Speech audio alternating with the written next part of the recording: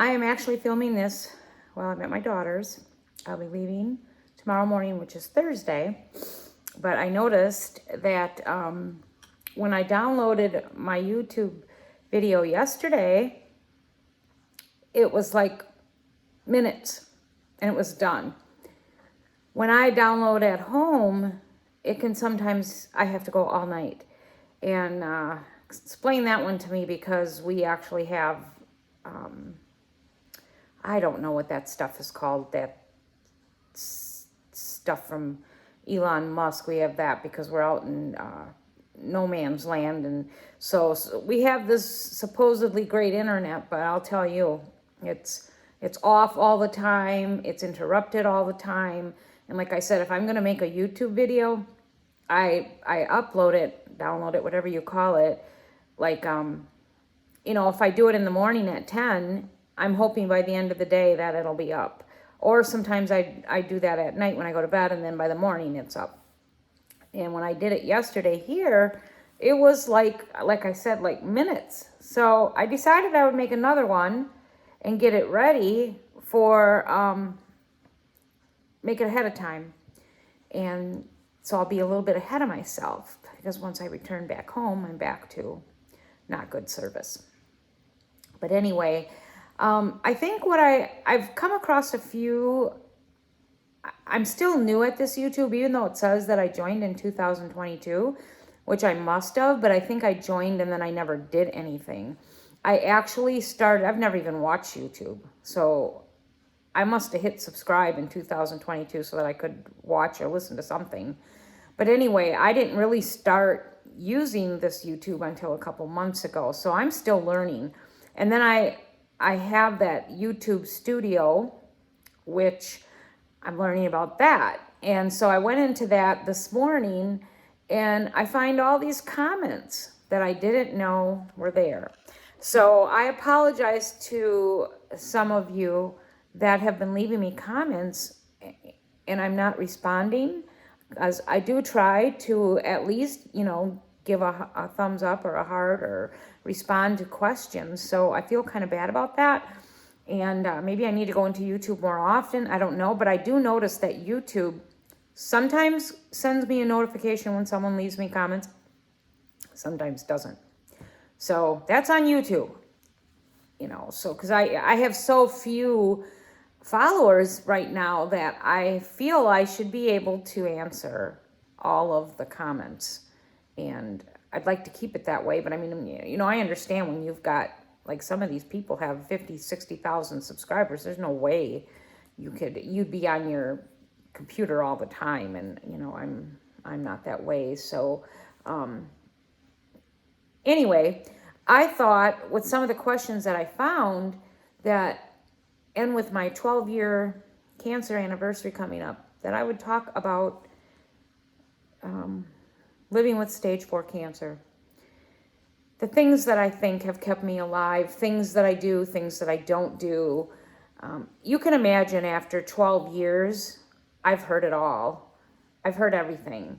And when I first got sick in 2011, there were some things that I tried. Like I went on the supplement thing, where you take you watch what you eat. You take all these supplements.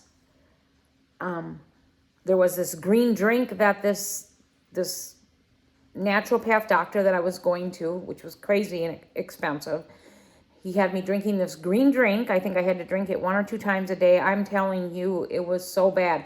No matter what we put in that drink to make it tolerable, I just about puked every time. And it literally did. And this stuff was not cheap. Just this thing alone, which was maybe that big. Okay, you can see my hand? I think it was $60 some.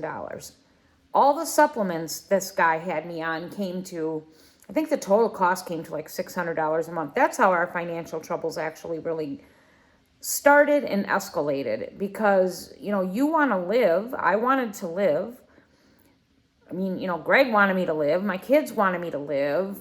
And I look kind of funny because I'm sitting against this couch. So I'm really not this top heavy. It's just the way I'm sitting. Just noticed on the thing. And yes, I'm wearing a Halloween shirt. It's chilly here today.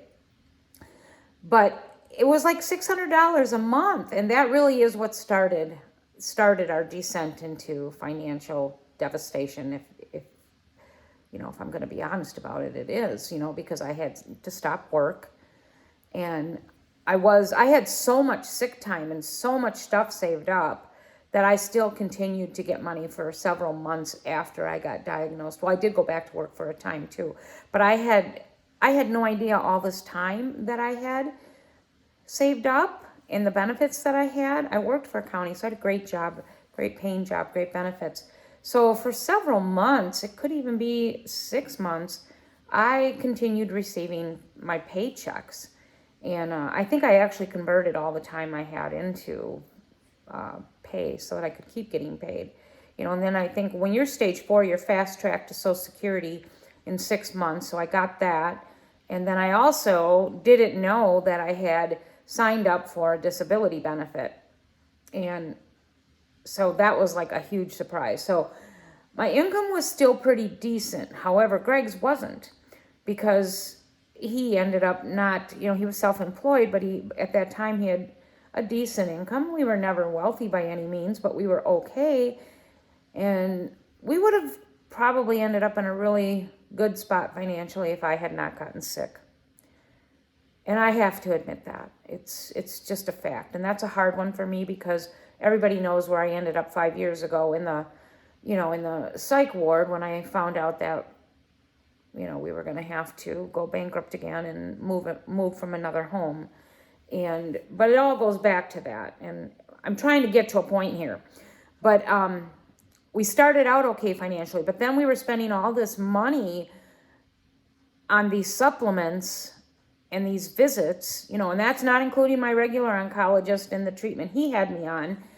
And so, it got to the point where the kids started doing GoFundMes, because at that point, everybody still thought that I was dying in 6 to 12 months. So they did a couple GoFundMes. They wanted me to take a trip. They wanted me to be able to see things, your bucket list or whatever. Initially, for the first, I'd say 3 to 4 years, there was quite a few times in there with the treatment that I was on. I was very sick, near death for a lot of that time. But there were times in between when I had good times. We just learned to do things when I felt good.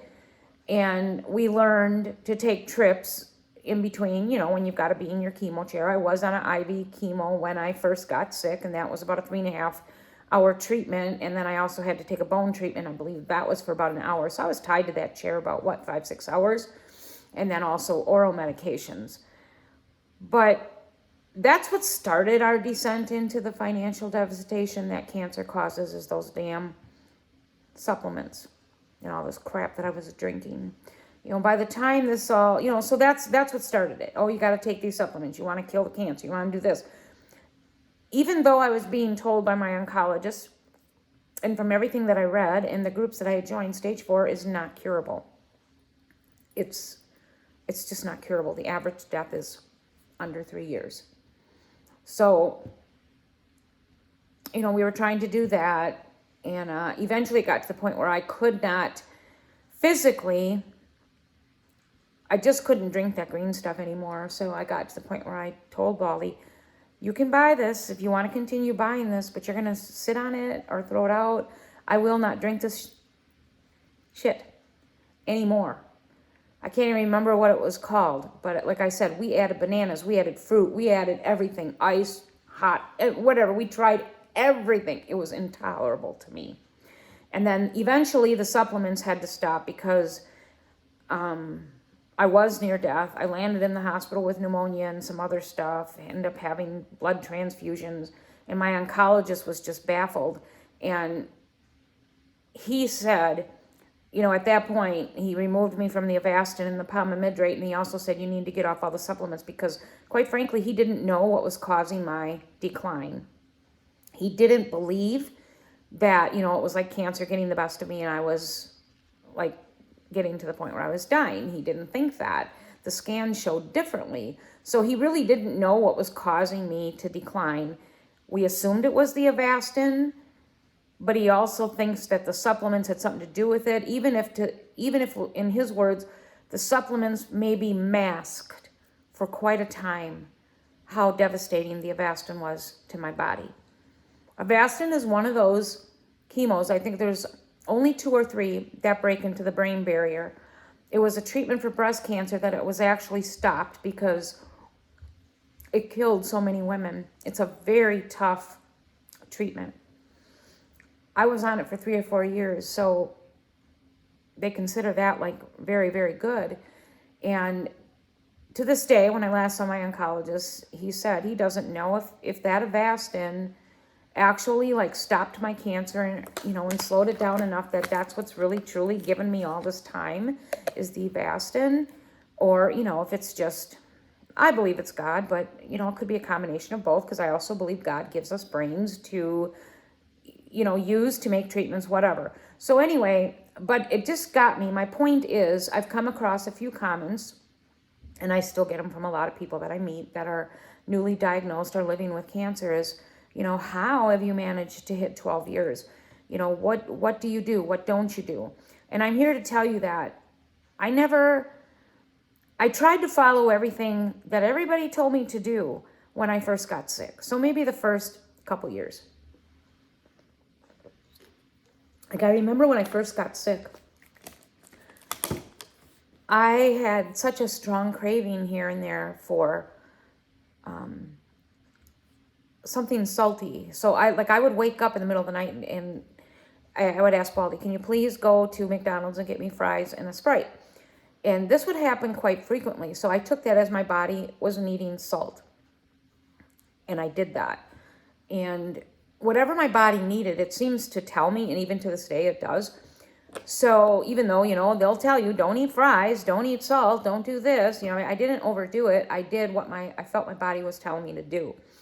I tried to eat very healthy. I think I do eat very healthy. But I also decided in the beginning of this, if I'm dying, I'm not going out with all these restrictions. If I want prime rib, I'm going to have it if I can get it. If I want to go to McDonald's and get Big Mac, I'm going to do it. And now this doesn't mean I do this all the time, because I probably only have a Big Mac every 3 years.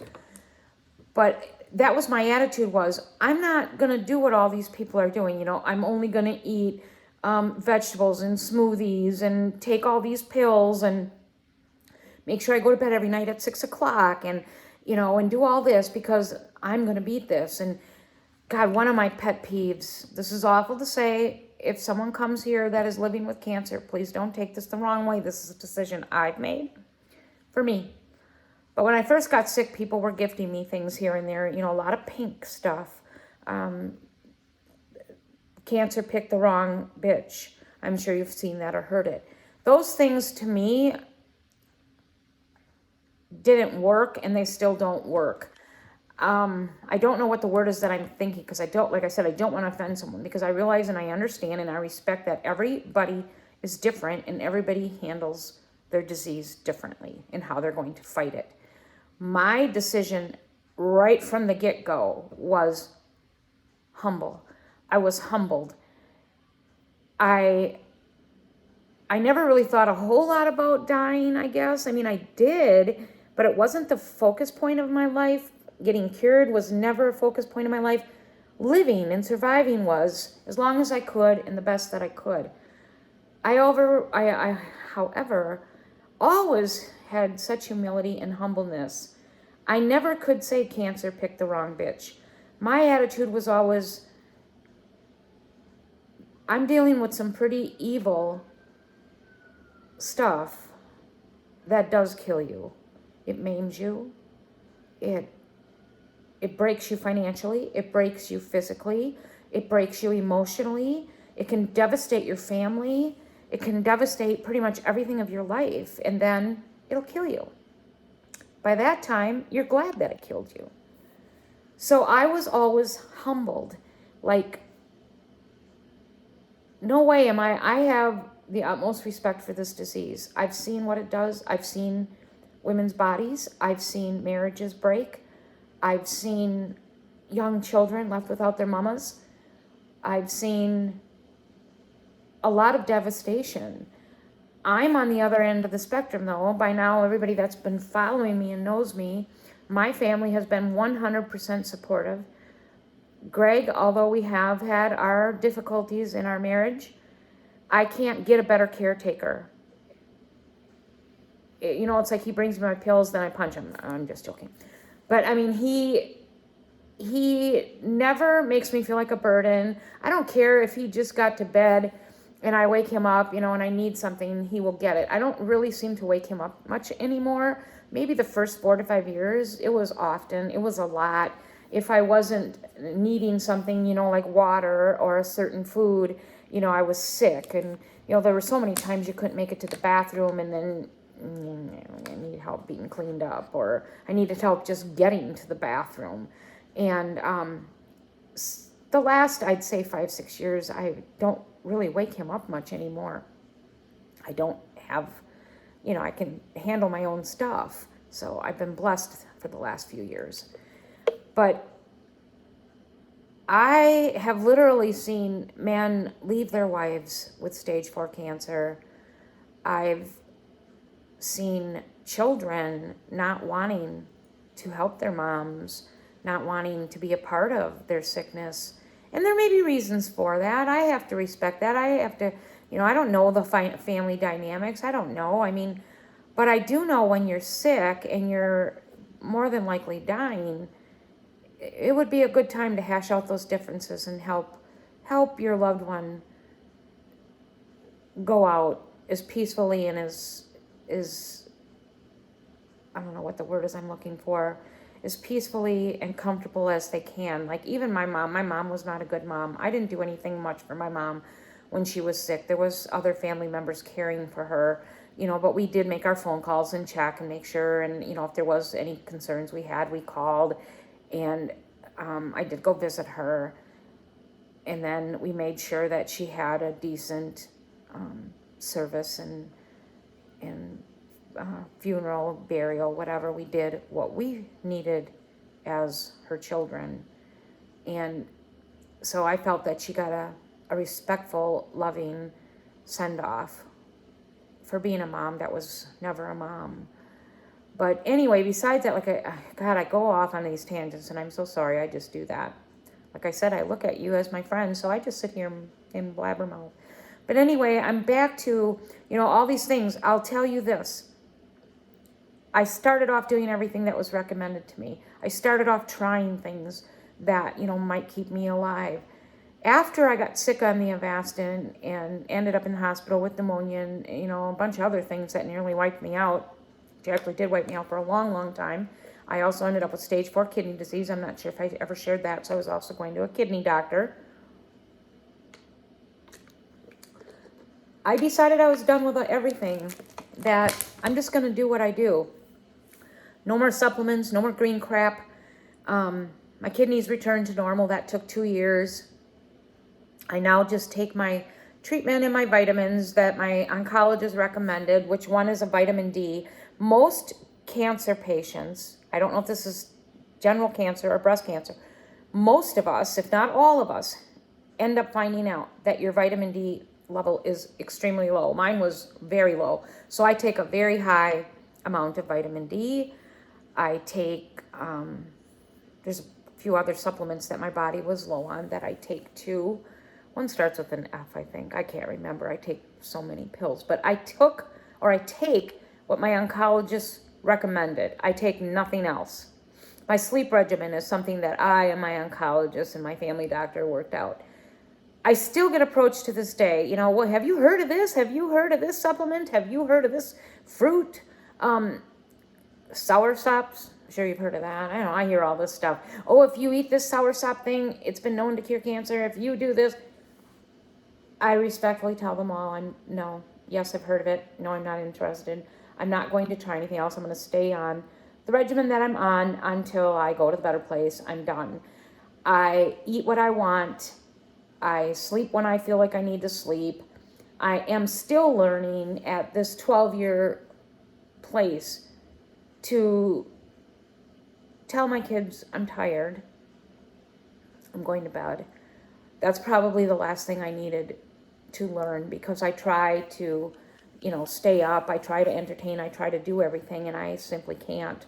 So this summer was a big, big turn for me because I did a lot say, no, I'm not up to it, or I'm going to stay home. I'm not going to stay up. And I did go to bed a few times when we had people over. I just couldn't do it. And that's huge for me, but I absolutely have to. This summer was a big change for me. That's one big thing I've noticed. I've gotten so extremely fatigued. And instead of fighting it, I'm trying to work with it. I think I talked a little bit about that in my last video, but I just can't go anymore. And that could be part of normal aging too. You just can't go like you used to. So I'm learning it's okay to say, you know what, I can't. Another thing I'm learning at this stage of my 12th year, I can't go for very long car rides anymore. It just messes with my bones. So now, like when I get, like even coming to my daughter's, it's only an hour, about an hour and 10 minutes. I have to take pain meds because the bumpiness of the car hurts my bones. And so, I don't go as many long car rides anymore because I just simply can't. So, you learn that, and then you learn it's okay to say no.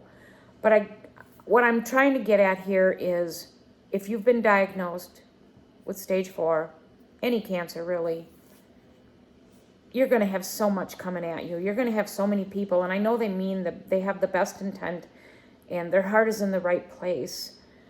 Please be careful. Find an oncologist that you trust. If you have to switch, do it. But find an oncologist that you trust. Your life is really in their hands, and your family doctor.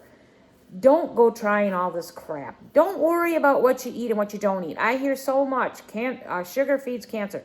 I'm here to tell you, 12 years in, bullshit. I don't care what the studies say. It's not that I eat a lot of sugar, but I eat some. I've never quit. I have a M&M addiction that I eat some M&Ms every day. If sugar feeds cancer, it sure in the heck didn't feed mine. But if I want a piece of cake, I'm going to have it. If I want a cookie, which I might go get a crumble today, I'm going to have one. I'm going to live. Especially if we're dying, you want to live. Live is not sitting in your bed, on your couch, popping pills and crying and being sad. Living is doing exactly what you were doing before you got sick. Maybe less of certain foods, maybe less of certain activities. But we shouldn't stop the things that give us joy and love. And, who knows? Maybe that's part of why I've made it this long. Because I decided to live. I live the best I can live. I can't say I don't, because I sometimes do. Death will creep up on me. Like, I think, why should I buy a new shirt? I might be dead in a month. Why, but that could just be age too. It doesn't matter. I still try to do what I want to do and what gives me joy and pleasure. If I'm gone in a month, I'm gone. But in the meantime, I'm going to enjoy that meal. I'm going to enjoy that snack. I'm going to enjoy the sun. I'm going to enjoy nature. I can sit outside and just watch birds and animals and waterfalls. I'm going to enjoy it all. I'm not going to sit and listen to these people telling me, take this, try this, do that. I've heard it cures this. I've got a friend who it beat their stage 4 cancer. I'm glad it did. I'm not going to do it. I'm now at a year in this journey that I feel I have the knowledge that I can say, don't do this or do this, because I now have 12 years behind me. So for me, that's what's kept me. And I hope this helps anyone that may trickle by that's living with cancer or was just recently diagnosed or even not recently diagnosed. If you're living with it, I hope this helps you. Just live. Don't spend so much time worrying about trying this and trying that, and this worked for this person, and this worked for this person. Just live. The biggest thing, find a doctor you can trust. For me, it's my faith. It was an oncologist that listened to me, listened to my body, didn't pump me full of stuff, took me off stuff, even stuff that's recommended by the oncology world, took me off. Like I should be on bone medicine, he took me off. my bones never got worse. I haven't been on a bone medicine in maybe 5 or 6 years. My bones are not weakened. I still get my bones tested, and my bones have gotten stronger. So a lot of women are placed on these bone treatments. You may not need them. That's another thing that's pumped into our bodies. So I'm so glad that my oncologist, listened to my body, watched my body, took me off of certain things, and then my body healed and thrived. And even now, if my cancer's growing, I still have had 12 long years, and this stuff worked for me. So that's my encouragement. Find a good doctor. Have a faith. I hope you have a faith. Live. Just live. Whatever that means for you. Whatever that means for you. Have a great day. I posted this video at my daughter's, and by the time I post another one, I will be home. We are cool today, like 60 degrees, so it's kind of chilly here. But have a great day, and if anyone has any questions or anything regarding cancer, please leave them in the comments, and I'll do my best to get back to you. I'm still learning YouTube, so I'm not avoiding anyone or whatever. I just sometimes don't find your comments. But yeah, if anyone stops by and has questions or whatever, please leave them for me, and I will get back to you. Have a great day.